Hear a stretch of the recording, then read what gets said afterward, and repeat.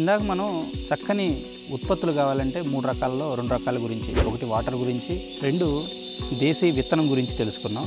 అన్నిటికంటే ముఖ్యమైన మూడవది సాయిల్. ప్రస్తుతం మనం ఉన్న ఈ తోటంతా కూడా కాఫీ ప్లాంటేషన్. పైన నీడకి సిల్వర్ చెట్లు, తర్వాత మామిడి తోటలు, నేరేడు చెట్లు, పనస చెట్లతో ఉంటూ అంతర్పంటగా కాఫీని కల్టివేషన్ చేయడం జరిగింది. ఇక్కడ బయోడైవర్సిటీ ఏంటంటే చెట్ల మీద నుంచి వచ్చేటువంటి కొమ్మలు కానీ ఆకులు కానీ నేల మీద పడడం, ఇది ఒక లేయర్ లాగా ఇక్కడ ఫామ్ అవ్వడం, ఈ ఆకులే కుళ్ళిపోయి మొక్కలకి ఎరువులాగా తయారవటం.